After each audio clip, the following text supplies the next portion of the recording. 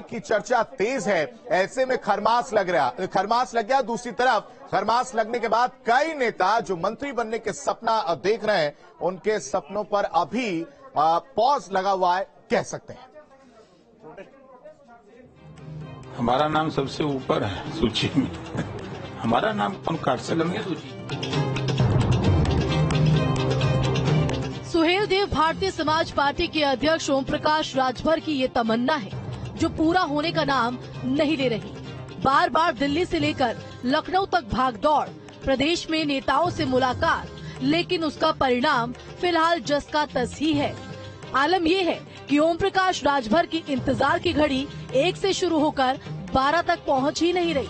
जो राजभर मंत्रिमंडल विस्तार की तारीखें बताकर दावा करते थे, वो खुद कब मंत्री बनेंगे उस तारीख का उन्हें भी इंतजार है। बीजेपी से मिले वादे और राजभर के दावों के बीच खरमास शुरू हो गया है। हिंदू पंचांग के मुताबिक खरमास को शुभ समय नहीं माना जाता।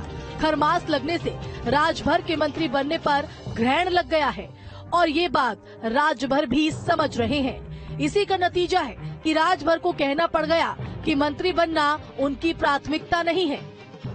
देखिए, हम बार बार इस बात को कहते हैं, हमारे लिए मंत्री पद मायने नहीं है। गरीबों की सेवा, गरीबों को जागृत करना, उनको रोटी, कपड़ा, मकान, शिक्षा, दवाई के लिए लड़ने के लिए जागृत करना, इन चीजों के लिए लड़ो, उसके लिए हम काम करते हैं। हमने मंत्री पद को छोड़ दिया, देखा आपने? तो मंत्री हमारे लिए मायने नहीं रखता। मायने हमारे लिए है, बाबा साहब डॉक्टर अम्बेडकर जी ने एक साधन दिया है कि आप एमएलए, एमपी, मंत्री बन करके समाज की सहयोग कर सकते हो। उत्तर प्रदेश में मंत्रिमंडल विस्तार लंबे वक्त से अटका हुआ है, जिसके बाद अब खरमास लगने से बीजेपी और उससे जुड़े सहयोगी दलों का इंतजार और लंबा हो गया है। इधर बीजेपी भी अपनी परंपरा के हिसाब से कोई नया बदलाव नहीं करेगी, लेकिन ओम प्रकाश राजभर का कहना है कि पहले भी खरमास में मंत्रिमंडल विस्तार हुए हैं। पिछली बार मंत्रिमंडल का विस्तार खरमास में ही हुआ था। आपको याद होगा, लोकसभा विधानसभा का भी विस्तार खरमास में ही हुआ था। पहले कहना है कि मैं मंत्री बनूंगा और अब उसके बाद मंत्री बनना मेरी प्राथमिकता नहीं है। ये दोनों ही बयान ओम प्रकाश राजभर के हैं। ओम प्रकाश राजभर लगातार कहते आए हैं कि जब भी मंत्रिमंडल विस्तार होगा तब उन्हें मंत्री बनाया जाएगा। तमाम नेताओं से मुलाकात का हवाला देते हैं, तमाम तारीखों का ऐलान करते हैं, लेकिन ओम प्रकाश राजभर और मंत्री पद के बीच की दूरी कम होने का नाम ही नहीं ले रही।